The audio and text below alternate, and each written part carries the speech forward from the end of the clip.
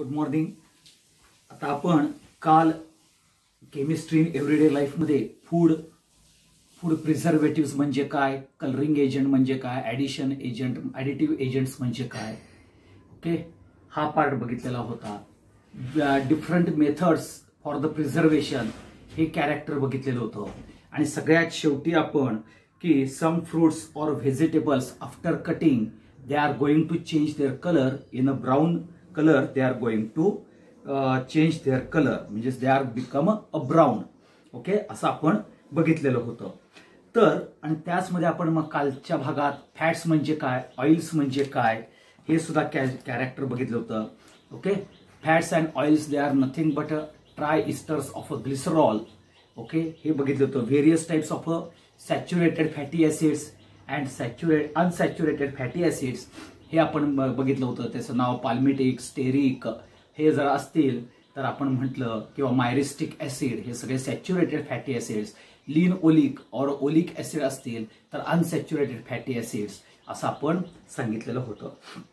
आता त्याचप्रमाणे त्यामध्ये आपल्याला दोन प्रकाराचा पार्ट येतो। एक तर विचारले जातात की तुम्हाला नेम 2 सॅच्युरेटेड फॅटी ऍसिड्स, असं जर विचारलं तर तुम्ही बटर फॅट, मार्गारीन, वनस्पती घी हे असं तुम्ही सॅच्युरेटेड फॅट्स म्हणून त्याचं नाव सांगू शकता। कुठले कुठले? बटर फॅट, वनस्पती घी और मार्गारीन। समजा तुम्हाला विचारलं 2 मोनोसॅच्युरेटेड फॅट्स असं विचारलं तर ऑलिव्ह ऑइल, पीनट ऑइल और कॅनॉल्स ऑइल्स असं तुम्ही सांगू शकता। किंवा पॉली अनसॅच्युरेटेड फॅट्सची दोन नावं सांगा म्हटलं तर sunflower oil, soybean oil, fish oil असं पण तुम्ही त्याचं नाव सांगू शकता, हे लक्षात ठेवा। आता particularly fatty acids which can cause the rancidity. आता रॅन्सिडिटी म्हणजेच कुचकेपणा किंवा ज्याला पर्टिक्युलर स्पॉइलेज कॅरेक्टर्स म्हणतात, रॅन्सिड कॅरेक्टर म्हणजे असं रॅन्सिडिटी असलेले फॅट्स कशात असतील? मिल्क अँड बटर, ओके, ह्यामध्ये पर्टिक्युलरली प्रेझेंट्स जे असतात की milk and butter they are having rancid character because of 4, 6 and 8 carbon fatty acids, that is a butanoic, hexanoic or octanoic acid on hydrolysis आपल्याला बघायला मिळतं की त्याच्यामध्ये रॅन्सिड कॅरेक्टर्स बघायला मिळतं। आता पर्टिक्युलरली जर तुम्ही फूड कॅरेक्टर्स मध्ये polymers, carbohydrate is a polymer, protein is a polymer, कार्बोहायड्रेट्सचं जर तुम्ही हायड्रोलिसिस केलं तर तो बेसिक युनिट जो येतो त्याला आपण मोनोसॅकराइड युनिट म्हटलं जातं। आणि तसंच प्रोटीनचं हायड्रोलिसिस केलं तर आपल्याला अल्फा अमिनो ऍसिड्स बघायला मिळतात। आता कार्बोहायड्रेटचं हायड्रोलिसिस केल्यावर बेसिक युनिटचं मोनोसॅकराइड येतो, तो ग्लुकोज किंवा फ्रुक्टोज हे बघायला मिळतं। आणि प्रोटीनच्या बाबतीत जर बघितलं तर अल्फा अमिनो ऍसिड्स हे कॅरेक्टर येतं। आता तुम्हाला बऱ्याच वेळेला माहिती आहे की LDL, HDL हे कॅरेक्टर्स माहिती आहेत। LDL म्हणजेच low density lipoprotein, okay, LDL म्हणजेच लो डेन्सिटी लायपोप्रोटीन, त्यालाच LDL deposition of cholesterol in a blood vessels, blood vessels मध्ये हे LDL आपल्याला डिपॉझिट होतात आणि ते रिस्क प्रोड्यूस करतात, पर्टिक्युलरली कार्डिओव्हास्क्युलर रिस्क प्रोड्यूस करतात, हे लक्षात घ्या। कार्डिओव्हास्क्युलर म्हणजेच थोडक्यात हार्टच्या रिलेटेड।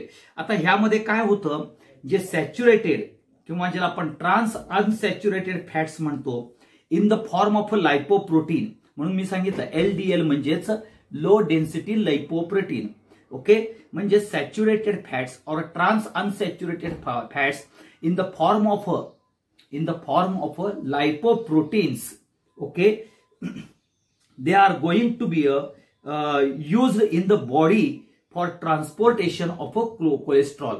Transportation of cholesterol करण्याकरता हे लो डेन्सिटी लायपोप्रोटीन्स किंवा लायपोप्रोटीन्स saturated or unsaturated fats in the form of a lipoprotein, they are used to transport cholesterol in the body.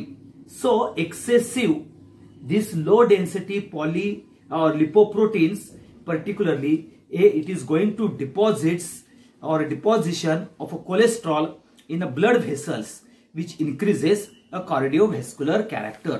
म्हणजेच थोडक्यात काय, हे लो डेन्सिटी लायपोप्रोटीन्स जे आहेत हे डिपॉझिट्स होतात इन अ ब्लड व्हेसल्स. आणि हे कशामुळे होतं तर तुम्हाला माहिती आहे सॅच्युरेटेड फॅट्स किंवा ट्रान्स अनसॅच्युरेटेड फॅट्स हे यूज केले जातात for to transport the cholesterol in the body, and during the transportation this low density lipoprotein of a cholesterol they are going to deposit in a blood vessels. हे लक्षात ठेवा. तसंच आपण बघितलेलं होतं की फूड स्टफ जर बघितलं की फूड स्टफ मध्ये we are going to maintain the quality of a food. मग क्वालिटी ऑफ अ फूड हे मी काल तुम्हाला जाता जाता सांगितलेलं होतं. Quality of a food means you have to have the parameters like particularly flavor, smell, texture, color and microbial spoilage. These parameters should be intact and enzymes are present naturally in all foods. That is called as particularly quality of a food. म्हणजे त्याचा flavour हा intact राहायला पाहिजे, smell intact राहायला पाहिजे, texture, colour, microbial changes जास्त होता कामा नयेत आणि particularly some sort of enzymes they are going to be present in a food so that digestion can easily possible. ह्याला आपण particularly महत्त्वाचं कॅरेक्टर्स म्हटलं जातं, हे लक्षात ठेवा.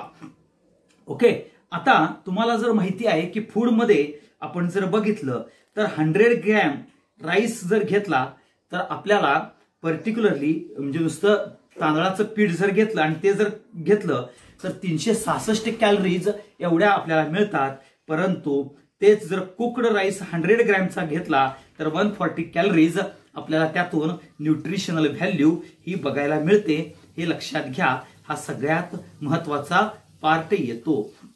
आणि म्हणून पर्टिक्युलरली फूड स्टफ हे ज्या वेळेला यूज करतो तर त्याची न्यूट्रिशनल व्हॅल्यू, त्याची क्वालिटी ही आपल्याला इंटॅक्ट ठेवावी लागते. आणि due to the environmental characters or environmental conditions this food character or particularly food stuff is going to be spoiled due to the action of atmospheric moisture, particularly atmospheric oxygen.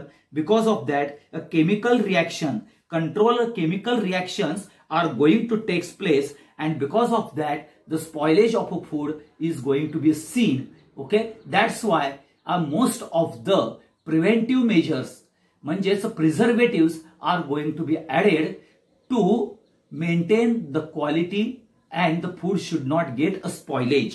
हे लक्षात ठेवा. मग आता त्याच्यानंतर पुढचा जो पार्ट येतो ज्याला आपण ओमेगा 3 फॅटी ऍसिड्स हा पार्ट बघायला मिळतो.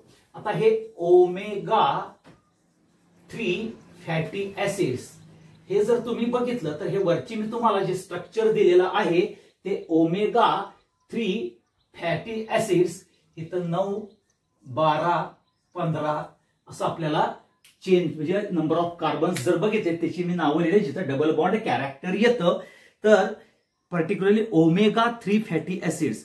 आता ही जी ओमेगा 3 फॅटी ऍसिड्स आहेत हे naturally they are present in unsaturated fats. Unsaturated fats मध्ये omega 3 fatty acids are they are present. This omega 3 is given in the for the position of the double bond.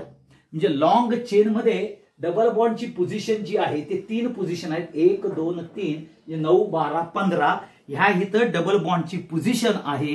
So because of 3 double bond present in this structure so it is non as omega 3 fatty acids in a long carbon chain.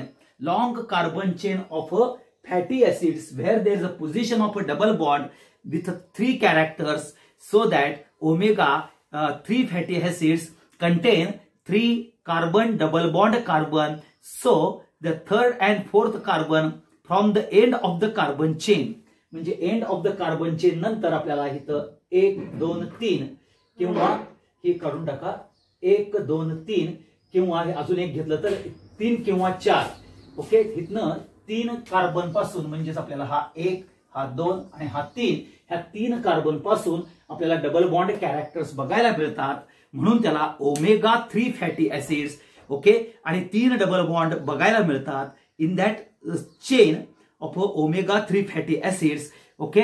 So that's why it is non as particularly omega 3 fatty acids, because the double bond from the terminal, it is the double bond is present after 3 carbon of the longest continuous chain of omega 3 fatty acids. म्हणजेच लक्षात घ्या, omega 3 fatty acids, they are present in unsaturated fats, okay. Omega 3, this name is given for the position of a double bond. It is gives the name is given due to the position of a double bond in terms of a long chain of a carbon in a fatty acids. Long chain of a carbon in a fatty acids, from the last carbon, the double bond position, the last carbon from where the double bond position are present, okay. Here in omega 3 fatty acids, from the last carbon, the double bond position is at the 3rd or 4th carbon. That's why this is known as omega 3 fatty acids. And omega 3 fatty acids which contains a carbon, double bond carbon. So linoleic acid ह्याच्यामध्ये 9,12,15 किंवा octa डिकाट्रायोनिक acid असं जरी तुम्ही म्हटलं तर आपल्याला त्या omega 3 fatty ऍसिड्सचं नाव बघायला मिळतं. लिनओलिक ऍसिड किंवा 9,12,15 ऑक्टा डिकॅट्रोनिक ऍसिड, ओके, हे असं नाव येतं. 9,12,15 ऑक्टा डिकॅट्रोनिक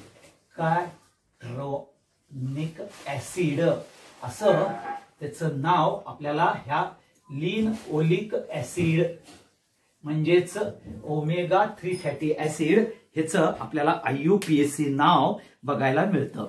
आता हे जे ओमेगा 3 फॅटी ऍसिड्स आहेत हे हाय डेन्सिटी लायपोप्रोटीन म्हणजेच HDL म्हणून आहेत, आणि हे गुड कोलेस्ट्रॉल लेवल ब्लड मध्ये इन्क्रीज करतात आणि which is a beneficial for the health. So food such as a walnuts, flax seeds, chia seeds, soybeans, cod liver oil, they contains omega 3 fatty acids which provides good cholesterol, that is the HDL, okay, in our body. That's why these omega 3 fatty acids are an important factor and which are beneficial for the health character. हे लक्षात ठेवा. आता ह्याच बरोबरीनं आपल्याला particularly जर omega 3 fatty acids नंतर आपल्याला अँटीऑक्सिडंट यूज केले जातात, ओके. लक्षात घ्या, ह्यामध्ये अँटीऑक्सिडंट यूज केले जातात. आता अँटीऑक्सिडंट म्हणजे काय हे तुम्हाला माहिती असलं पाहिजे फूड कॅरेक्टर्स मध्ये. अँटीऑक्सिडंट म्हणजे काय हे सगळ्यात महत्वाचा पार्ट येतो, हे लक्षात ठेवा बाळांनो. तर ह्यामध्ये अँटीऑक्सिडंट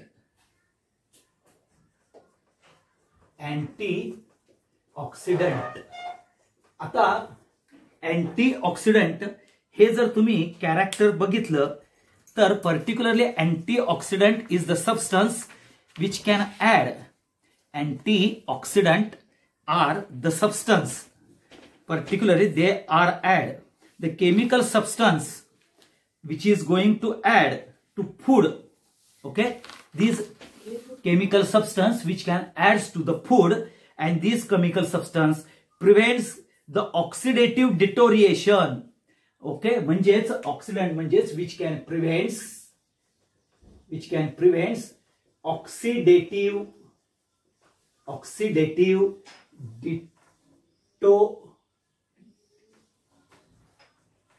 डिटोरिएशन म्हणजेच डिटोरिएशन म्हणजेच स्पॉइलेज. डिटोरिएशन, अँटीऑक्सिडंट डिटोरिएशन हे स्टॉप केलं जातं.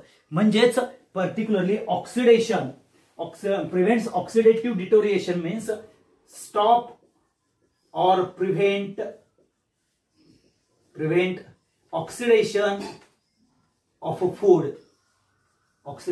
food, and food becomes rancid or it gets a spoil, that is particularly if these antioxidants are not going to be add the chemical substance which can add into the food, and particularly they can prevent the oxidative deterioration, or they can prevent or stop the oxidation, particularly prevents oxidation of a food, okay, or retards the particularly reaction of reactions with oxygen, or which can prevent the oxidative deterioration. That is called as antioxidant. म्हणजेच लक्षात घ्या, antioxidant हे असे particularly chemical substance आहेत, ते oxidation जे food बरोबर होतं, ओके, त्याला प्रिव्हेंट केलं जातं. म्हणजेच ऑक्सिडेशनमुळे जे फूड डिटोरिएट होतं, म्हणजे स्पॉइल होतं, रॅन्सिड होतं, ते स्टॉप करण्याकरता आपल्याला अँटीऑक्सिडंट हे केमिकल सबस्टन्स आहेत, हे ऍड केले जातात फूडमध्ये, हे लक्षात ठेवा. मग ह्यामध्ये दोन प्रकारचे आपल्याला पर्टिक्युलरली हे बघायला मिळतात अँटीऑक्सिडंट. एक येतो ज्याला आपण BHT हा कॅरेक्टर बघायला मिळतो, BHT, आणि दुसरा येतो BHA. आता BHT म्हणजेच काय? ब्युटायलेटेड हायड्रॉक्सीटोल्यून. BHT म्हणजेच ब्युटायलेटेड हायड्रॉक्सीटोल्यून, हे त्याचं नाव येतं. काय येतं? ब्युटायलेटेड. ह्याचं नाव आहे ब्युटायलेटेड हायड्रॉक्सीटोल्यून. आता हे घेतलं तर लक्षात घ्या, हे काढत असताना ह्याचं स्ट्रक्चर विचारलं जातं. तर पहिल्यांदा बेन्झीन रिंग काढून घ्यायची रे बाळांनो सगळ्यांनीच. पहिल्यांदा जर बेन्झीन रिंग काढून घेतलं तर तुमच्या लक्षात येईल की आपण कशा पद्धतीनं हे करतो. तर इथं वरती पहिल्यांदा एक पोझिशनला OH टाका, त्याच्या खालती CH3 घ्या, आणि मग दोन्ही ऑर्थो पोझिशन कडे लक्ष द्या. आता ह्या दोन्ही ऑर्थो पोझिशन कडे तुम्ही जर लक्ष दिलं तर तुमचं इथं CH3 थ्राइस असं घ्या, ओके, किंवा CH3 थ्राइस, हे दोन ग्रुप टाका, हे लक्षात ठेवा. आता तुमच्या पुस्तकामध्ये काय केलंय, हे CH3 आहे ना, मग त्यांनी हे काय केलं, हे असाच काढलेला आहे स्ट्रक्चर. हे OH, इथं CH3, आणि इथं C घेऊन तीन ठिकाणी हे असं CH3 CH3 CH3, आणि परत इथं CH3, ओके, CH3, हे CH3 एवढं कॉम्प्लिकेटेड केले. त्याच्याविषयी मी काय केलं, एकाच कार्बनला 3 CH3 म्हणून कंडेन्स फॉर्म मध्ये लिहिलेलं आहे, हे लक्षात ठेवा. आणि म्हणून हे ब्युटायलेटेड हायड्रॉक्सीटोल्यून हे दोन्ही प्रकारानं तुम्हाला स्ट्रक्चर्स काढता येतं. हे त्याचं ब्युटायलेटेड हायड्रॉक्सीटोल्यूनचं स्ट्रक्चर आहे, हे लक्षात ठेवा. आणि ह्याला पर्टिक्युलरली जर तुम्ही त्याचा मॉलिक्युलर फॉर्म्युला जर बघितला तर C15H24O हा तुम्हाला त्याचा मॉलिक्युलर फॉर्म्युला बघायला मिळतो. C15H24O हा त्याचा मॉलिक्युलर फॉर्म्युला आहे, हे सगळ्यात महत्वाचा कॅरेक्टर येतं. आणि BHT हे जर तुम्ही बघितलं तर ह्याचं IUPAC नाव जर द्यायचं ठरवलं BHTचं, तर येतं पर्टिक्युलरली आपल्याला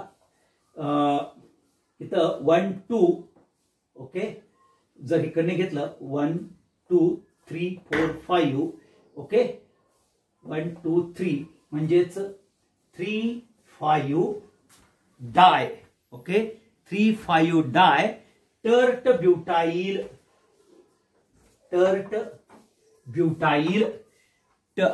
3 5 डाय टर्ट ब्युटाइल 4 हायड्रॉक्सीटोल्यून. कारण का हा CH3 ग्रुप ज्यावेळेला बेन्झीनला अटॅच होतो त्यावेळेला टोल्यून येतं, आणि म्हणून पोझिशन येते 1 2 3 हा 4 and 5. सो 3 5. आता बघा, हा हिथं कार्बन आहे राजानो, हिथं कार्बन, हिथं कार्बन. ह्या कार्बनला 3 कार्बनला आपल्याला पर्टिक्युलरली टर्ट ब्युटाइल कॅरेक्टर येते. कारण का 1 2 3 4 कार्बन आहेत म्हणून ब्युटाइल. हा टर्शरी कार्बन आहे म्हणून टर्ट, आणि 2 पार्ट आहेत 1 आणि 2 म्हणून डाय. 3 5 डाय टर्ट ब्युटाईल 4 हायड्रॉक्सी टोल्यून हे त्याचं नाव येतं, ज्याला आपण BHT म्हणतो. आता हे जे BHT आहे राजानो, ते कुठं कुठे यूज केलं जातं? It is use to preserve. BHT is use to preserve colour flavour of the food. That is number 1. which is BHT is going to be added in a vegetable oil to retard the rancidity. म्हणजे rancidity होऊ नये म्हणून add केलं जातं.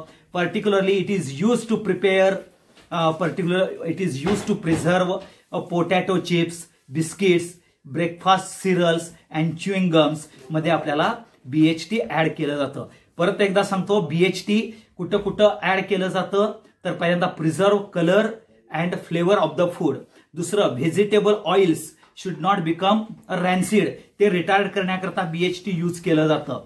आणि preservation of potato chips, biscuits, chewing gums and particularly breakfast cereals हे preserve करण्याकरता आपल्याला यूज केलं जातं हा BHT. आता ह्या BHT नंतर आपल्याला पुढचा जो कॅरेक्टर येतो ज्याला आपण BHA असं सुद्धा म्हटलं जातं. ओके, ते आता तुमच्या पुस्तकात नाही आहे तरी सुद्धा मी तुम्हाला BHA नेमकं काय आहे हे आपण बघूया. BHT म्हणून सांगितलं तुम्हाला ब्युटायलेटेड हायड्रॉक्सी टोल्यून. तसंच BHA म्हणजेच ब्युटायलेटेड हायड्रॉक्सी ॲनिसोल असं त्याचं नाव आहे. काय आहे नाव? ब्युटायलेटेड हायड्रॉक्सी ॲनिसोल ह्याचं नाव येतं. ब्युटायलेटेड हायड्रॉक्सी ॲनिसोल. ब्युटायलेटेड LA पाहिजे इथं. ब्युटायलेटेड हायड्रॉक्सी ॲनिसोल ज्याला BHA म्हणतो. आता ह्याचं स्ट्रक्चर काढताना परत आपल्याला आहेच इथं पर्टिक्युलरली इथं लक्षात घ्या, ब्युटायलेटेड हायड्रॉक्सी टोल्यून मध्ये इथं आपल्याला जर बघितलं इथं 1 ला OH घ्या, इथं OCH3 घ्या आणि इथं OCH3 असं दोन पर्टिक्युलरली सॉरी इथं OCH3 नाही येणार, इथं CCH3 थ्राइस असं नाव तुम्हाला बघायला मिळेल. हा OCH3 म्हणजेच ॲनिसोलचा कॅरेक्टर येतो. आणि ॲनिसोल म्हणजेच इथरचा कॅरेक्टर बघायला मिळतो, हे लक्षात ठेवा. आणि ह्याच्यामध्ये जर तुम्ही बघितलं तर ह्याचा मॉलिक्युलर फॉर्म्युला येतो C11H16. C11H16O2 हा मॉलिक्युलर फॉर्म्युला आपल्याला बघायला मिळतो. कुणाचा? तर ब्युटायलेटेड हायड्रॉक्सी ॲनिसोलचा कॅरेक्टर्स बघायला मिळतं. मग आता हे ब्युटायलेटेड हायड्रॉक्सी ॲनिसोल हे यूज कुठं कुठं केलं जातं? पर्टिक्युलरली परत हे BHA preserve colour, odour and flavour of a food. काय काय आहे? Colour, odour and flavour of a food हे पर्टिक्युलरली प्रिझर्व करण्याकरता BHA ऍड केलं जातं. तसंच ॲनिमल फीड म्हणजे ॲनिमलला आपण जे बिस्किट्स वगैरे जातो त्यांचं फीडिंग करण्याकरता जे आपल्याला पर्टिक्युलरली फूड कॅरेक्टर असतं त्याच्यामध्ये आपल्याला हे अँटीऑक्सिडंट यूज केले जातात. तसंच ऑइल अँड फॅट्स हे सुद्धा रॅन्सिड होऊ नये म्हणून आपल्याला ऍड केले जातात. आणि particularly it is added to butter. बटरमध्ये हे BHA ऍड केले जातात to get their increase a storage life. म्हणजेच स्टॅबिलिटी पॉइंट ऑफ व्ह्यू म्हणजे एक्सपायरी डेट लांबवण्याकरता आपल्याला हे स्टोरेज लाईफ इन्क्रीज करण्याकरता आपल्याला यूज केलं जातं, हे लक्षात ठेवा. हा सगळ्यात महत्वाचा पार्ट येतो. मग तसंच पुढचा जो कॅरेक्टर येतो जसं BHA सांगितलं, BHT सांगितलं. BHA आणि BHT दोन्हीही अँटीऑक्सिडंट म्हणून प्रिझर्व केले जातात. हे डिटोरिएशन आपल्याला केलं जातं. डिटोरिएशन जे ऑक्सिडेटिव्ह डिटोरिएशन आहे ते प्रिव्हेंट केलं जातं, हे लक्षात ठेवा. आणि त्यामुळे प्रिझर्व केलं जातो कलर, फ्लेवर, स्मेल, नंतर फूड क्वालिटी. ओके, हे प्रिझर्व केलं जातं. रॅन्सिडिटी ही प्रिव्हेंट केली जाते. ओके, हे लक्षात ठेवा bye addition of this BHA and BHT. BHA म्हणजेच ब्युटायलेटेड हायड्रॉक्सी ॲनिसोल, BHT म्हणजे ब्युटायलेटेड हायड्रॉक्सी टोल्यून असं कॅरेक्टर येतं, हे लक्षात ठेवा. आता ह्याच मध्ये आपल्याला व्हिटॅमिन E हा सुद्धा ऍड केला जातो. काय केला जातो? व्हिटॅमिन ई हा सुद्धा ऍड केला जातो. आता हा जो व्हिटॅमिन ई आहे ज्याला आपण टोकोफेरॉल हे नाव येतं, ह्याचं नाव काय येतं? टोकोफेरॉल हे आपल्याला ऍड केलं जातं. Tocopherol vitamin E is added in a packed edible oil. जे आपण एडिबल ऑइल खाण्याचं जे हे म्हणतो म्हणजे थोडक्यात भुईमुगाचं तेल म्हणजे एशियल तेल, गोडो तेल किंवा तुमचं बाकीचं सोयाबीन ऑइल हे असतं, तर त्यामध्ये व्हिटॅमिन ई एडिबल ऑइल म्हणजे खाद्य ऑइल, ओके, खाद्य तेल, त्याला आपण काय म्हणतो? एडिबल ऑइल म्हणतो. सो व्हिटॅमिन ई जे आपण tocopherol which is going to be added in a packed edible oils. So इथं इफेक्टिव्ह ऑक्सिडंट म्हणून यूज केला जातो, हे लक्षात ठेवा. म्हणजेच व्हिटॅमिन ई हा सुद्धा अँटीऑक्सिडंट म्हणजेच to prevent the oxidative deterioration of edible oil stop करण्याकरता हे सगळ्यात महत्वाचं कॅरेक्टर येतं. मग ह्या व्हिटॅमिन ई मध्ये फेनॉलिक ग्रुप OH ग्रुप आहे in the structure. In vitamin E, there is a particularly phenolic group, OH group, which is present, okay, and which is responsible for antioxidant activity. Antioxidant activity ही कशामुळे घडते? तर phenolic group, OH group is present in a vitamin E, and this OH group is present in a long chain of saturated carbon, particularly which makes a fat soluble. म्हणजे fat soluble हे vitamin A आहे, हे लक्षात घ्या. Vitamin E आहे आणि त्यामुळं long chain carbon मध्ये हा आपल्याला फिनॉलिक ग्रुप प्रेझेंट असतो आणि हा phenolic group, okay, which is responsible for deterioration to prevent the oxidative deterioration of edible oil. हे लक्षात ठेवा. हा सगळ्यात महत्वाचा कॅरेक्टर तुम्हाला बघायला मिळतं. मग ह्यामध्ये जर तुम्ही स्ट्रक्चर बघितलं तर हे असं पहिल्यांदा एक रिंग काढा, नंतर ही अशी एक बेन्झिन रिंग काढायचं. आता एक पहिली benzene ring he as it is अशी ठेवा. दुसऱ्याला बेन्झिन रिंग काढू नका, तो सायक्लोहेक्झेनच म्हणून टाका, हे लक्षात ठेवा. इथं वरती CH3, इथं CH3, इथच्या बाजूला OH आणि परत मेटा पोझिशनला सुद्धा तुम्ही CH3 ही कॅरेक्टर घ्या आणि ह्या सायक्लोहेक्झेनच्या मध्ये O कॅरेक्टर लिहून टाका आणि इथून आपल्याला ही लॉंग चेन ऑफ कार्बन काढायची आहे, हे लक्षात ठेवा. आणि ह्या लॉंग चेन कार्बन्स मध्ये आपल्याला ह्या इथं CH3 असा कॅरेक्टर्स बघायला मिळतं. मग इथं CH3, मग इथं CH3, हे असे CH3 तुम्ही लॉंग चेन कार्बन्स मध्ये लिहू शकता, हे लक्षात ठेवा. आणि तो पार्ट वेज डॅश फॉर्म्युल्याप्रमाणे हा CH3 डॉटेड लाईन्स न म्हणजेच तो बॅक कॅरेक्टर आहे, हे तुम्हाला समजून येईल, हे लक्षात ठेवा. ह्या पद्धतीनं व्हिटॅमिन ई चं स्ट्रक्चर काढायचं आहे, हे लक्षात ठेवा. आणि म्हणून रॅन्सिड टू स्टॉप द रॅन्सिडिटी कॅरेक्टर ह्यामध्ये सगळ्यात महत्वाचं BHT, BHA हे यूज केलं जातं, हे सगळ्यात इम्पॉर्टंट आहे, हे लक्षात ठेवा.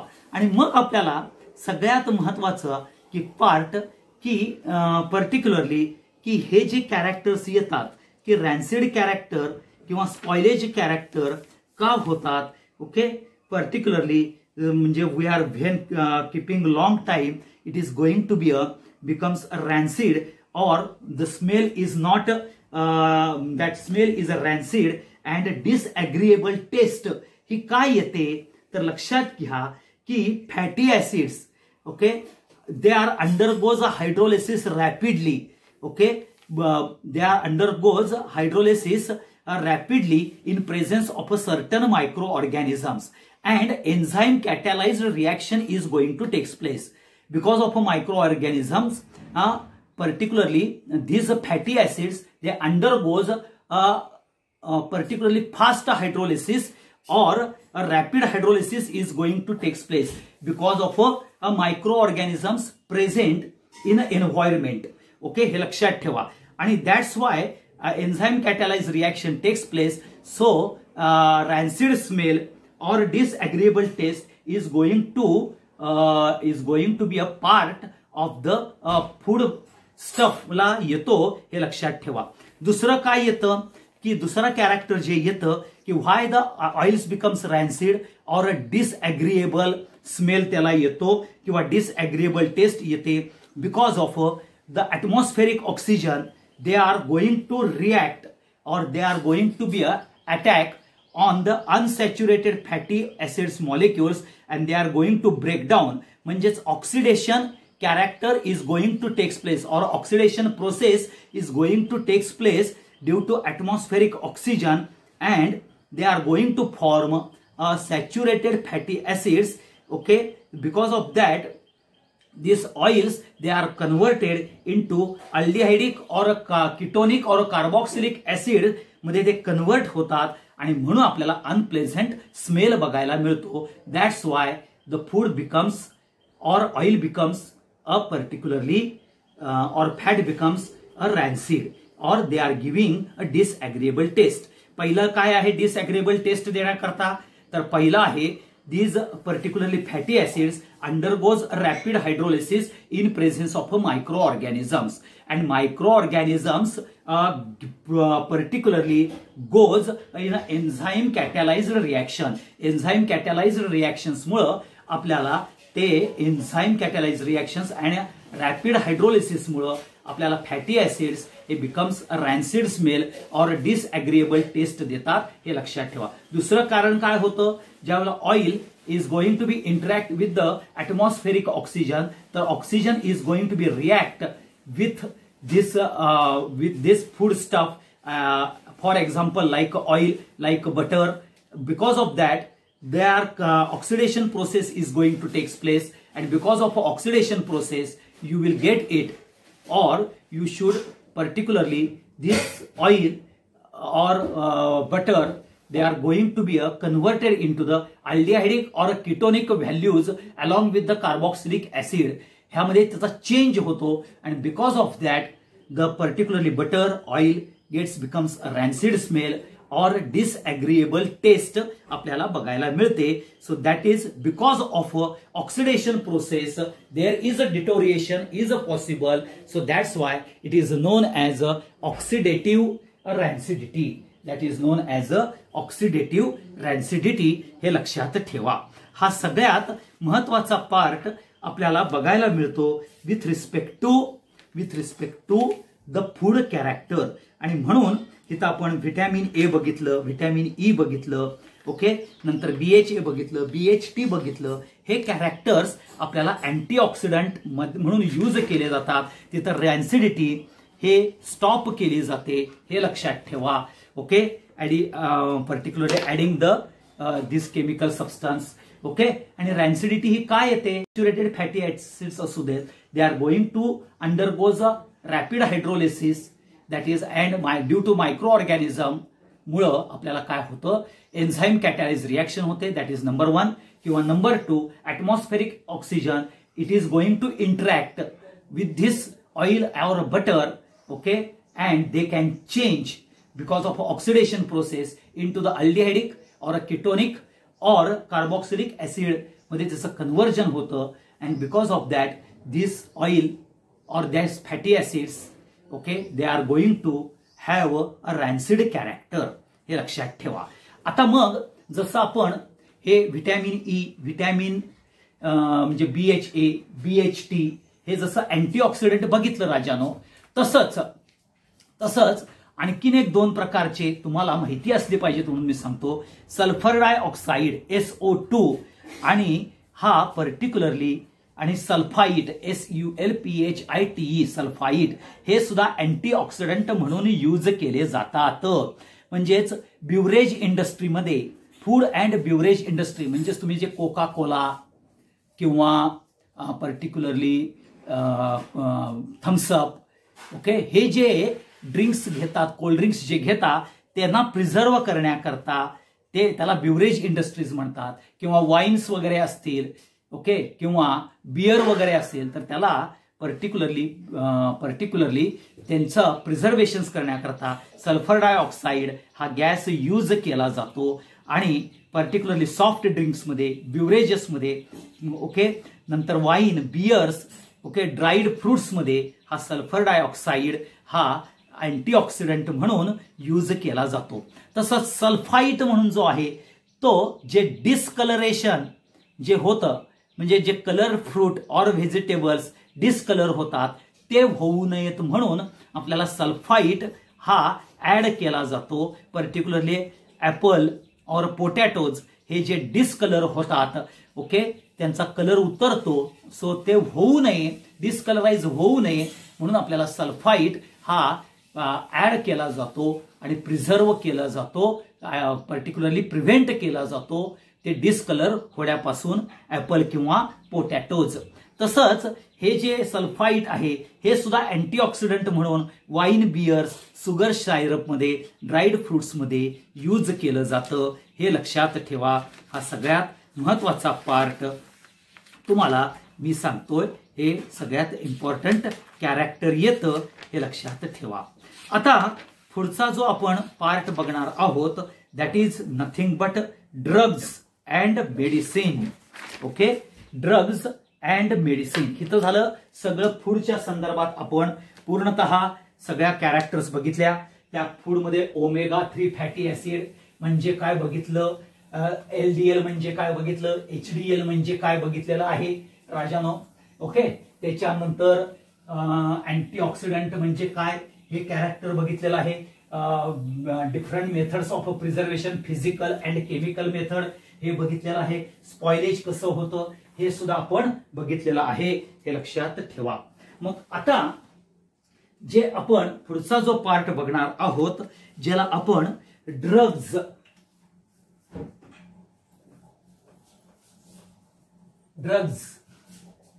आणि मेडिसिन हे दोन महत्वाचे पार्ट येतात. आता तुम्हाला ड्रग्ज, आता ॲलोपॅथी असू दे, आयुर्वेदिक असू दे, होमिओपॅथिक असू दे, आपण त्याला औषधाच्या गोळ्या म्हणतो, ड्रग्ज असं नाव देतो.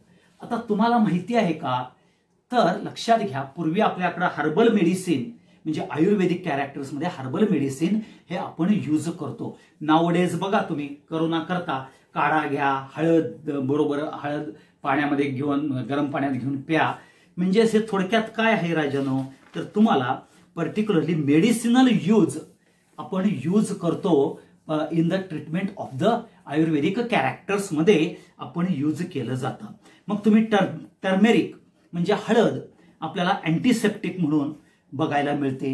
थ्रोट इन्फेक्शन्स वगैरे झालं तर त्याच्याकरता टर्मेरिक यूज केली जाते.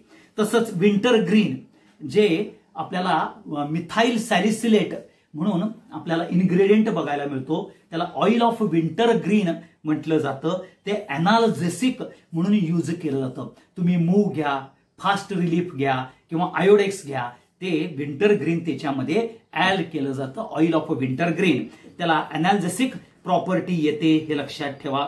सिनॅमन, ओके, ज्याला अँटी मायक्रोबियल कॅरेक्टर आहे, फॉर कोल्ड, सर्दी वगैरे येते त्यावेळेला सिनॅमन यूज केलं जातं. क्लोव ऑइल जे लवंग तेल आपण बघतो ज्याला अँटी मायक्रोबियल प्रॉपर्टी पण आहे आणि अनाल्जेसिक, दात दुखीमध्ये आपण क्लोव ऑइल ठेवतो. सायट्रस फ्रुट्स अँटीऑक्सिडंट म्हणजे आता तुम्हाला लिंबू, संत्र आपण जे सायट्रस फ्रूट खातो ते अँटीऑक्सिडंट प्रॉपर्टी देतं. आणि आपल्यामध्ये आपण जे आवळा म्हणजेच आमला म्हणून कॅरेक्टर येतं ज्याला अँटी डायबेटिक, अँटी मायक्रोबियल आणि अँटीऑक्सिडंट कॅरेक्टर हे आपल्याला बघायला मिळतात. मग आता हे आयुर्वेदिक कॅरेक्टर्स मध्ये आपण बघतो की ड्रग्ज म्हणजे आता थोडक्यात काय होतं रे, why we are using whether it is ayurvedic, whether it is allopathic or whether it is a homeopathic character. तर ड्रग्ज हे म्हणजे chemical substance which can use for the treatment of the disease. म्हणजेच तुम्ही यूज करता कशा करता drugs, तर treatment कुणाची, ट्रीटमेंट कशाची करतो, डिसइजची. डिसइज, आता डिसइज म्हणजे काय, डिसइज म्हणजे body is not at is, body is not at is. Okay, body is not at is त्यालाच आपण डिसीज म्हणतो. म्हणजे त्यावेळी तुम्हाला डोकं दुखतं बघा, त्यावेळेला बॉडी तुमची इझिली फिलिंग करतं का? करत नाही. पोटदुखी होते त्यावेळेला बॉडी आपल्याला पर्टिक्युलरली इझिली परफॉर्म होते का? नाही. म्हणजेच functions of a body is going to be change. म्हणजे बॉडीचे फंक्शन्स थोडेसे आपल्या चेंज होतात, हे लक्षात ठेवा. किंवा बॉडीमध्ये एक आपल्याला इज फिलिंग होत नाही, म्हणून disease, body is not at ease, त्याच डिसीजला आपण रोग म्हणतो. आणि तो रोग डिसीज, मग डोकं दुखायला की आपण गोळी घेतो, पोट दुखायला की आपण गोळी घेतो. म्हणजेच ड्रग्ज म्हणजेच chemical substance which can used for the treatment of the disease, त्याला आपण ड्रग कॅरेक्टर म्हटलं जातं, हे लक्षात ठेवा. परंतु ड्रग्ज हे जर तुम्ही बघायला गेला तर पर्टिक्युलरली ड्रग्ज काय आहेत? हा केमिकल सबस्टन्स आहे. The drug is nothing but a chemical substance which can interact with biomolecules, which can interact with biomolecules like carbohydrates, proteins and fats or a nucleic acid and produces a biological response. Okay, म्हणजेच हा drug काय करतो की for the treatment of a disease use होतो. Drugs which is use for the treatment of a disease which body is not at ease. मग हा काय करतो? Particularly drugs is a chemical substance. Drugs is a chemical substance which interacts, कोणाबरोबर interact करतो? which interacts carbohydrate, that is nothing but first carbohydrate, protein, nucleic acid or lipids, okay, which interacts a particularly biomolecule. बरं का, हे लक्षात ठेवा. Biomolecule like chemical substance which interacts a biomolecule like carbohydrate, protein, nucleic acid, lipid and produces a biological response. Produces काय करतो? Biological response काय करतो? Produce करतो. ओके, आणि बायोलॉजिकल रिस्पॉन्स प्रोड्यूस करतो म्हणजे काय? तुमची डोकेदुखी थांबते, पोटदुखी थांबते, किंवा आणखीन काय तुमच्या शरीरात चेंजेस होत असतात. ओके, बॉडी तुमची डिटोरिएट होत असते, त्याचे फंक्शनल कॅरेक्टर इम्पेअर्ड होत असतात, इम्पेअर्ड फंक्शन्स होतात. ओके, ते इम्पेअर्ड फंक्शन स्टॉप करण्याकरता जो केमिकल सबस्टन्स यूज केला जातो तो इंटरॅक्ट करतो biomolecules like carbohydrates, proteins, nucleic acid and produces a biological response, त्यालाच आपण ड्रग म्हणतो, हे लक्षात ठेवा. परंतु आता हा ड्रग नुसता जर तुम्ही नाव घेतला तर लगेच आपण ड्रगिस्ट हा लगेच डोक्यात येतो. मग आता तुम्हाला ही सुशांत राजपूतची केस बघायला मिळतात, त्या सुद्धा सारखं ड्रग्ज म्हणून येतं ना. मग ड्रग्ज म्हणजेच काय? हेरोईन, गांजा, मारिजुआना वगैरे हे सगळं ड्रग्ज मध्ये येतं का राजानो? तर हे आपण जे केमिकल सबस्टन्स डोकंदुखी करता, पोटदुखी करता आणि काय कशा करता जे घेतो ते ड्रग्ज, म्हणजेच body is not at is करता आपण ज्या गोळ्या घेतो, औषधं घेतो म्हणतो आपण. ओके, दे ड्रग्ज हा जर शब्द त्याला यूज केला तर आपल्याला कन्फ्युजन होतं. ओके, हे लक्षात ठेवा. आणि म्हणून पर्टिक्युलरली त्यालाच, त्या ड्रग्जलाच आपल्याला मेडिसिन हे नाव पडलेलं आहे, हे लक्षात ठेवा. मग मेडिसिन म्हणजे काय? तर particularly chemical substance used for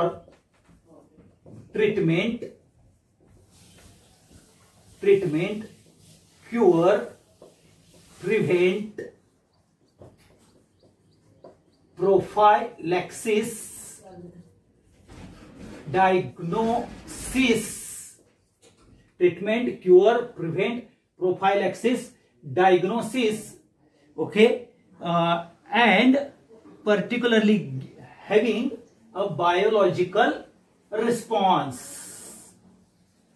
Okay, that chemical substance is known as a medicine. मग आता हिथं ड्रग्स मध्ये जे तुम्हाला जे कन्फ्युजन होतं की बाबा जे आत्ताचे जे ड्रग्ज म्हणतात ते ड्रग्ज, आणखीन आपण जे ड्रग्ज घेतो बरं होण्याकरता, खोकल्याकरता, ओके, पोटात दुखी म्हणजे अँटी इन्फ्लेमेटरी कॅरेक्टर म्हणून, किंवा ताप आला म्हणून, ओके, घसा बसला म्हणून, हे जे घेतो ते पर्टिक्युलरली मेडिसिनल ह्या कॅरेक्टर मध्ये येतं. ड्रग्ज हा सुद्धा आपल्याला केमिकल आहे, परंतु इथं लक्षात घ्या थिन लाईन येते ड्रग्ज करता, म्हणजे जे आपल्याला पर्टिक्युलरली म्हणतो की दोन प्रकारचे ड्रग्ज असतात. एक आपल्याला narcotic drugs and non narcotic drugs. Narcotic drugs म्हणजे हॅबिच्युअल असतात. ओके, ते हॅबिच्युअल कॅरेक्टर हिथं नाही आहे. तुम्ही दररोज काय डोकंदुखीच्या गोळ्या घेऊन घराकडे येत नाही, ओके, किंवा खाऊन पिऊन येत नाही, किंवा दररोज तुम्ही खोकल्याचं औषध घेत नाही. जर खोकला असेल तरच खोकल्याचं औषध घेतात, हे लक्षात ठेवा. आणि म्हणून ड्रग्ज हे थिन लाईन आहे, हे लक्षात ठेवा. आणि म्हणून ज्या वेळेला आपल्याला डेफिनेशन्स बघतो, त्या डेफिनेशन मध्ये chemical substance which can used or which can interact with the biomolecules like carbohydrates, proteins, nucleic acid and produces a biological response. आता मग तुम्हाला बाकीचे जे ड्रग्ज आहेत, गांजा वगैरे जे आपण म्हणतो, हे काय बायोलॉजिकल रिस्पॉन्स देत नाहीत का? हा, ते सुद्धा बायोलॉजिकल रिस्पॉन्स देतात, परंतु ते बॉडी ऍट नॉट इज म्हणजे बॉडीचा जो इम्पेअरमेंट ऑफ द फंक्शन झालेला आहे, body is not at ease, feeling व्यवस्थित नाही, त्याच्याकरता ते पर्टिक्युलरली ट्रीटमेंट केली जात नाही, हे लक्षात ठेवा. आणि म्हणून वर्ड मेडिसिन हा शब्द आला, तर medicine is nothing but a chemical substance which can use for the treatment of the disease, cure of the disease, prevention of the disease, prophylaxis म्हणजे परत होऊ नये म्हणून, diagnosis purpose. Okay, these chemical substances are used to get the biological response that is known as a medicine, हे लक्षात ठेवा. आणि म्हणून ह्याला थेरॉपिटिक कॅरेक्टर, थेरॉपिटिक हे कॅरेक्टर म्हणजे ड्रग्ज. आता हे जे येतं ह्या सगळ्याला थेरॅप्युटिक कॅरेक्टर्स म्हटलं जातं. थेरॉपिटिक म्हणजे therapy. Okay, therapeutic means a therapy, ह्यालाच थेरॉपिटिक कॅरेक्टर्स म्हणतात. आणि मग केमोथेरपी. आता केमोथेरपी म्हणजेच काय? द केमिकल सबस्टन्स और the substance which can use for the treatment of the disease. Treatment of the disease करता जे केमिकल सबस्टन्स यूज केले जातात त्याला केमोथेरपी म्हटलं जातं, परंतु ते it comes under the medicine characters मध्ये येतं, हे लक्षात घ्या. बघा तुम्ही, डॉक्टर तुम्हाला मेडिसिन देतो म्हणजे काय? तुम्हाला ट्रीट करतो म्हणजे बरं करण्याच्या दृष्टिकोनातून. मग बरं करत असताना काय करतो? क्युअर करतो. ओके, हे लक्षात करतो. क्युअर करतो किंवा रिलीव्ह करतो, प्रिव्हेंट करतो की पुन्हा होऊ नये म्हणून, प्रोफायलॅक्सिस करतो, एकदा झालं तर परत परत ऑकर होऊ नये म्हणून प्रोफायलॅक्सिस, किंवा डायग्नोसिस करतो. बघा तुमचं ब्लड डायग्नोसिस, ब्लड मध्ये काय प्रॉब्लेम आहे का, युरिन मध्ये काय प्रॉब्लेम आहे का, हे बघण्याकरता आपण डायग्नोसिस करता जे केमिकल्स वापरतो ते सगळे मेडिसिन्स असतात, हे लक्षात ठेवा. आणि म्हणून ड्रग्ज, केमोथेरपी किंवा मेडिसिन हे पार्ट आहेत, फक्त वेगवेगळ्या प्रकारचा पार्ट यूज केला जातो. आता हा ड्रग्ज जो शब्द आहे तो DROUGS, हा DROGUS ड्रग्ज म्हणून येतो. हा लॅटिन वर्ड आहे. ड्रग्ज मीन्स लॅटिन वर्ड, तो ड्रग्ज येतो. आणि म्हणून बघा, तुम्ही जर कधी गोव्याकडे वगैरे जर गेला तर तिथं तुम्हाला पर्टिक्युलरली मेडिकलला जे नाव येतं तर द्रोगारिया म्हणून नाव येतं. द्रोगारिया, सालगावकर द्रोगारिया अशी नाव येते. द्रोगारिया म्हणजेच जो ड्रग देणारा आहे, म्हणजे मेडिसिन देणारा आहे त्यालाच द्रोगारिया. आणि ड्रग्ज म्हणजेच ड्राय हर्ब्स, हे लक्षात ठेवा. त्याच्यावरून हा ड्रग्ज हा शब्द आला. आणि मग त्याचा आपल्याला इंग्लिश कॅरेक्टर्स मध्ये ड्रग्ज हे नाव आलेलं आहे. फक्त ड्रग्ज डायरेक्टली यूज होत नाही, कारण दोन प्रकारचे ड्रग्ज असतात. एक हॅबिच्युअल कॅरेक्टर आणि एक आपण ट्रीटमेंट ऑफ द डिसीज करता किंवा रिलिव्हिंग करता आपण जे केमिकल सबस्टन्स यूज केला जातो त्याला ड्रग्ज म्हटलं जातं, हे लक्षात ठेवा. ड्रग्ज असू दे किंवा मेडिसिन असू दे, हे बायोलॉजिकल रिस्पॉन्स आपल्याला कॅरीड आउट केले जातात, म्हणून त्यांना थेरॉपिटिक एजंट सुद्धा म्हटलं जातं. The chemical substance which can use for the diagnosis, which can use for the treatment, which can use for the cure, which can use for the relief part, which can use for the preventive measures, which can use for the prophylactic. त्या सगळ्यालाच आपण medicines किंवा drugs म्हणतो हे लक्षात ठेवा. Drugs किंवा medicine कधी घेतो? ज्यावेळेला impaired function of a body बघतो. इम्पेअर्ड फंक्शन्स म्हणजेच बॉडीमध्ये काही ना काहीतरी चेंजेस झालेले असतात. मग ड्यू टू ऍटमॉस्फेरिक कॅरेक्टर असेल किंवा इंटरनल असेल, मग त्यावेळेला बॉडी आपली जर it's not at ease, disease म्हणजे body is not at ease असं ज्या वेळेला म्हणतो राजानो, त्यावेळेला तुम्ही लक्षात ठेवा की आपल्याला डिसीज म्हणतो आणि त्या डिसीज करता आपण ड्रग्ज म्हणजेच मेडिसिन घेतो. आता जर पहिला ड्रग्ज, आता आयुर्वेदिक कॅरेक्टर्स वगैरे होता लक्षात घ्या, तर पहिला जो ड्रग होता अँटी मलेरियल ड्रग चँग शॅन नावाचा एक अँटी मलेरियल ड्रग पहिल्यांदा चायनीजनी शोधून काढला. चँग शॅन हा अँटी मलेरियल ड्रग यूज केला बाय, आणि हे सुद्धा ड्राय हर्ब्स पासून हे अँटी मलेरियल ड्रग त्यांनी काढलेला आहे हे लक्षात ठेवा. आणि मग मलेरियल ट्रीटमेंट करता आपल्याला हा सगळ्यात महत्वाचा ड्रग शोधून काढलेला होता. आणि मग त्याच्यावरून केमोथेरपी ही कॅरेक्टर आलं. परंतु तुम्ही बघा, केमोथेरपी हा शब्द जो आहे, आपण म्हणतो chemical substance which can use for the treatment of the disease. Okay, त्याला आपण पर्टिक्युलरली किंवा treatment of the disease is non as a chemotherapy. परंतु आपण केमोथेरपी हे पर्टिक्युलरली कॅन्सर पेशंट्स जे आहेत त्यांच्याकरता यूज करतो. आणि म्हणून इथं केमोथेरपी, मेडिसिन, ड्रग्ज, ओके, हे लक्षात ठेवा की ह्याच्यामध्ये थिन लाईन आहे. फक्त थोडासा आपल्याला फरक बघायला मिळतो, परंतु सगळ्यांचा पार्ट एकच आहे. मग तो ड्रग्ज ॲलोपॅथिक असू दे, तो ड्रग्ज आयुर्वेदिक असू दे किंवा होमिओपॅथिक असू दे, तो आपण मेडिसिनल कॅरेक्टर म्हणूनच घ्यायचा. आपण हॅबिच्युअल कॅरेक्टर म्हणून घ्यायचा नाही आहे, हे लक्षात ठेवा. मग तुमच्या पुस्तकात ज्या वेळेला पर्टिक्युलरली ड्रगची डेफिनेशन दिलेली आहे, मेडिसिनची डेफिनेशन दिलेली आहे, हे लक्षात ठेवा. परंतु मला तुमच्या पुस्तकात ज्या कॅरेक्टर्स दिलेल्या नाही आहेत, ओके, मग ड्रग्ज कसं असावं हे सगळ्यात महत्वाचा पार्ट येतो. आता आयडियल ड्रग कसा असला पाहिजे, तर पर्टिक्युलर आयडियल ड्रग हा कसा असला पाहिजे?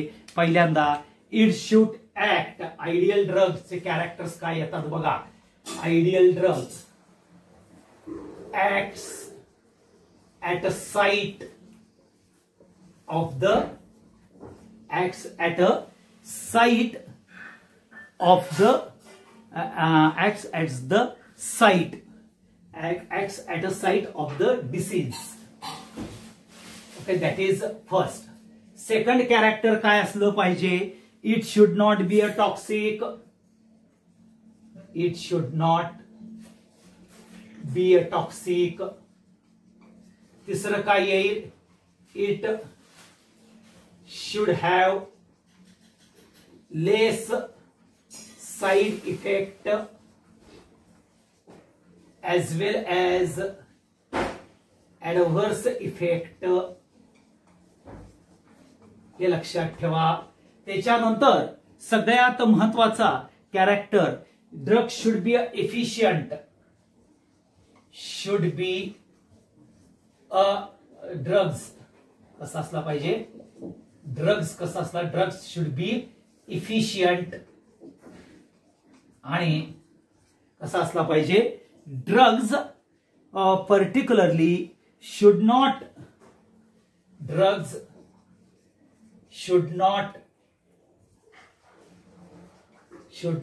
act on host cell. Host cell वरती तो ऍक्ट होता कामा नये. अँड लेस रेजिस्टन्स असला पाहिजे. लेस रेजिस्टन्स असला पाहिजे, हे लक्षात ठेवा. हा सगळ्यात इम्पॉर्टंट पार्ट येतो रिगार्डिंग द ड्रग्ज. मग आयडियल ड्रग्ज कसा असला पाहिजे? जो ड्रग तुम्ही घेणार आहे, आता समजा तुमचं डोकं दुखतंय, तर ऍट द साईट तिथं गेला पाहिजे तो ड्रग्जचा पार्ट. ओके, तो उगाच गुडघ्याकडे जाऊन का उपयोग आहे का? ओके, पोटात दुखाय नसेल किंवा पोटाकडे जाऊन त्याचा उपयोग आहे का? At the site of the action, डोकं दुखतंय, पाय दुखतंय, पोट दुखतंय, तर तिथं तो ड्रग जायला पाहिजे. म्हणजेच acts at the site of the action म्हणता येतं. At the site of the disease पेक्षा इथं at the site of the action, जिथं ऍक्शन होते, जिथं दुखतंय तिथं तुम्हाला अटॅक व्हायला पाहिजे, हे लक्षात ठेवा. तो ड्रग टॉक्सिक असता कामा नये, म्हणजे विषारीपणा असता कामा नये, तर घेतला की प्रॉब्लेम येईल. त्याच्यानंतर ह्याचे जे ऍडव्हर्स इफेक्ट आहेत हे शुड बी अ मिनिमम असले पाहिजे. आणि साईड इफेक्ट, आता साईड इफेक्ट आणि ऍडव्हर्स इफेक्ट मध्ये काय फरक असतो लक्षात घ्या. कुठल्याही ड्रग्जला कुठल्याही मेडिसिनला साईड इफेक्ट हे असतातच राजानो, हे तुम्ही डोक्यात ठेवा. आता हे साईड इफेक्ट म्हणजे काय आणि हे कॉमन असतात.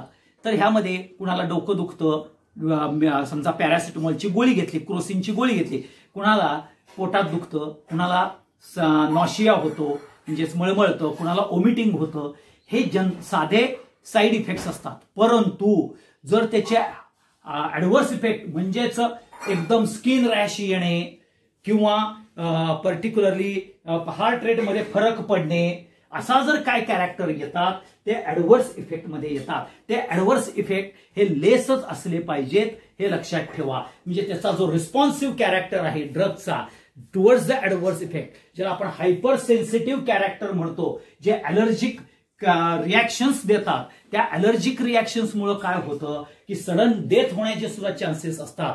तेच म्हणजेच ऍडव्हर्स इफेक्ट होय. आणि हे ऍडव्हर्स इफेक्ट हे सगळ्यात मिनिमम असले पाहिजेत आणि किंवा लेस असले पाहिजेत. साईड इफेक्ट हे ऍलोपॅथिक मेडिसिनला हे असणारच आहेत, ते अगदी कमी प्रमाणात. म्हणजे समजा पॅरासिटामॉल जर मी घेतलं तर मला मळमळेल, एखाद्याला वॉमिटिंग होईल, एखाद्याला काय पडतं त्याला डोकं दुखायला चालू होईल मे बी, किंवा कुणाला ऍबडॉमिनल पेन म्हणजे पोटाचं दुखी ही सुद्धा तुम्हाला येईल, हे लक्षात ठेवा. किंवा कुणाला डायरिया सुद्धा लागू शकेल. तर ते साईड इफेक्ट आहे. परंतु त्या साईड इफेक्टनं काही नुकसान होत नाही, परंतु ऍडव्हर्स इफेक्टनं नुकसान होतं, हे लक्षात ठेवा. म्हणून ड्रग्जला साईड इफेक्ट पण असतात आणि ऍडव्हर्स इफेक्ट पण असतात. Drugs should be a efficient. Efficient म्हणजेच 100% कॅरेक्टरनं तो at the site of the action जाऊन तो एफिशियंटली ते डिसीज असेल किंवा त्या पेन्स असतील तर त्या रिलीव्ह केल्या पाहिजेत. त्यालाच आपण drug should be a efficient. आणि सगळ्यात महत्वाचं, drug should not act on a host cell. म्हणजे तुम्ही मेडिसिन घेतला किंवा ड्रग्स घेतला आणि तुमच्या शरीरातल्या सेलवरती जर तो अटॅक करायला लागला तर काय होईल, तर ते करायचं नाही आहे. जर तो ऍक्ट ऑन होस्ट सेल केला तर रेझिस्टन्स डेव्हलप होईल, आणि एकदा रेझिस्टन्स डेव्हलप झाला की मग फर्दर आपल्याला एखादी जर मेडिसिन्स घ्यायचा असेल तर त्याचा उपयोग होत नाही. म्हणून बघा, अँटीबायोटिकचा रेझिस्टन्स येतो असं आपल्याला म्हणतात. काय येतो, तर तो होस्ट सेलवरती ऍक्ट केला की बॉडी त्याला इम्युनो होते. मग पुन्हा तेच जर तुम्ही घेतला अँटीबायोटिक, समजा एक अँपिसिलिन किंवा अमॉक्सिसिलिन हे अँटीबायोटिक आहे, हे जर तुम्ही घेतलं तर ते जर तुम्ही सारखं घेतलं तर तुमच्या बॉडीमध्ये रेझिस्टन्स डेव्हलप होतो. मग पुन्हा जर तुम्हाला सर्दी, खोकला, ताप वगैरे आला तर अमॉक्सिसिलिन घेऊन उपयोग होत नाही. त्याच्याकरता फर्दर अँटीबायोटिक्स दुसरं यूज करावं लागतं. आणि म्हणून होस्ट सेलवरती हे ड्रग्ज ऍक्ट होता कामा नयेत, एवढं लक्षात ठेवा. मग आता ड्रग्ज ह्यांचं जर क्लासिफिकेशन बघितलं तर drugs are classified into 4 character. पहिल्यांदा बेस्ड ऑन फार्माकोलॉजिकल इफेक्ट.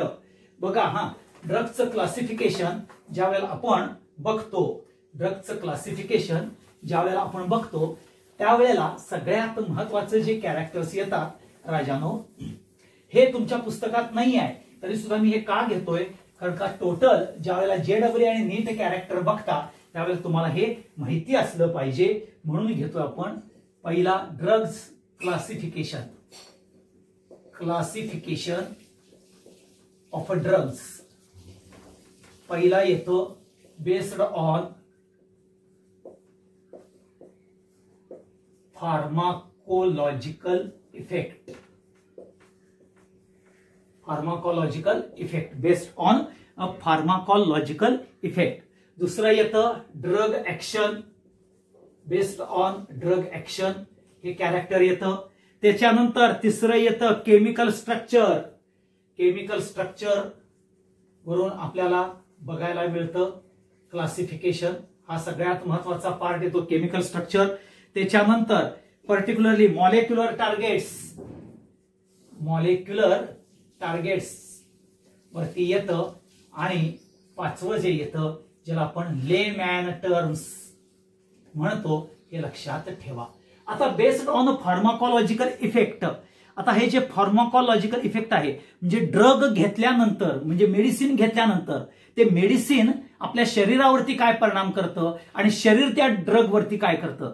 आता मेडिसिन घेतल्यानंतर मेडिसिन आपल्या शरीरावरती परिणाम काय करतं म्हणजेच ते डोकंदुखी कमी करतं का पोटदुखी कमी करतं का आपल्याला रक्त पातळ करतं का रक्ताची डेन्सिटी वाढवतं किंवा आपल्याला पर्टिक्युलरली एखाद्या त्या बॉडीच्या इम्पेअर्डमुळं त्याचा कॅरेक्टर व्यवस्थित ठेवतं.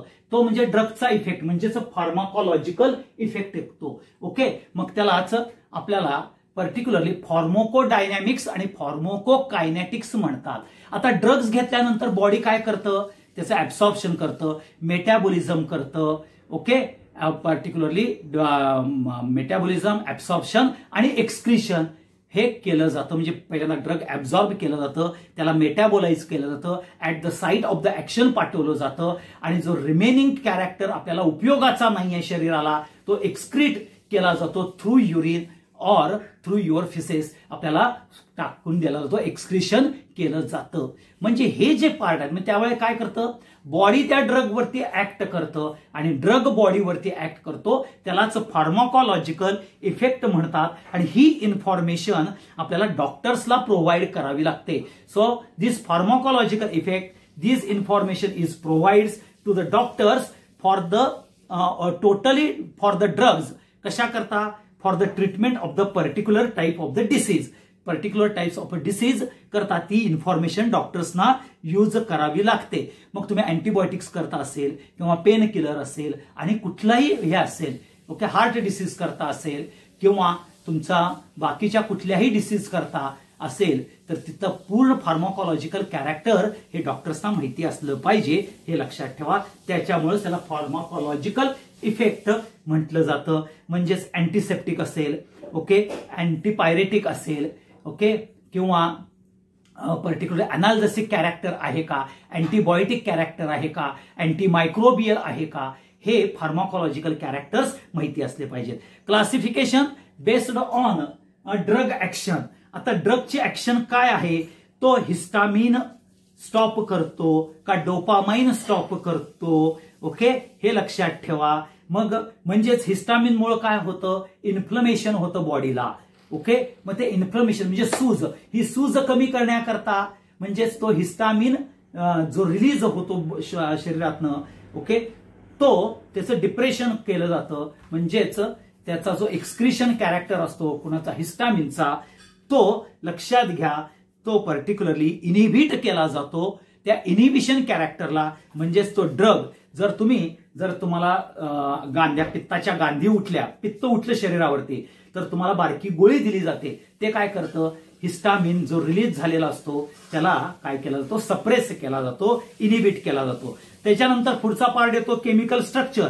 आता केमिकल स्ट्रक्चर्स म्हणजेच लक्षात घ्या की सिमिकल फार्माकोलॉजिकल स्ट्रक्चर्स आपल्याला बघायला मिळतात, हे लक्षात ठेवा. स्ट्रक्चरल फीचर्स हे कॉमन असतात परंतु काय काय ठिकाणी फार्माकोलॉजिकल ऍक्टिव्हिटी हे वेगळ्या असतात. म्हणजे तुम्ही जर सल्फॉन अमाइड्स जर घेतलं, they have a common structural feature but the group which are going to attach on that chemical structures they are different and because of that they are possessing a different activity, particular drug activity different असते, लक्षात ठेवा. Classification based on a molecular targets म्हणजेच तो particularly drugs carbohydrates वरती act करतो, proteins वरती करतो का न्यूक्लिक ऍसिड्स वरती करतो का कार्बोहायड्रेट्स वरती करतो, त्याच्यावरून मॉलिक्युलर टार्गेट्स वरून आपल्याला क्लासिफिकेशन ऑफ ड्रग्ज केलं जातं. आणि सगळ्यात लेमॅन टर्म्स प्रमाणे आपण म्हणतो सायरप, टॉनिक, ओके, पेन किलर, हे जे आपण नावं घेतो नॉर्मल, अरे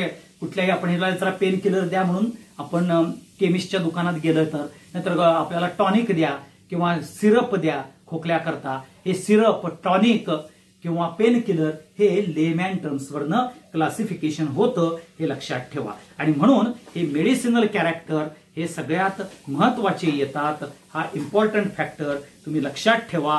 आणि मग इथं आपल्याला ड्रग्ज म्हणजे काय, ओके, मेडिसिन म्हणजे काय हे आपण सगळ्यांनी आता बघितलेलं आहे. त्याचं क्लासिफिकेशन ऑफ ड्रग्ज, ड्रग्सच्या आयडियल ड्रग्ज कसा असला पाहिजे त्याच्या व्हॅल्यूज म्हणजे काय हे सुद्धा बघितलेलं आहे. आता मग उद्याच्याला आपण थोडक्यात कुठल्या कुठल्या प्रकारचे ड्रग्ज आपल्याला बघायला मिळतात त्याचं जरा असं कॅरेक्टर हे आपण बघून घेऊया.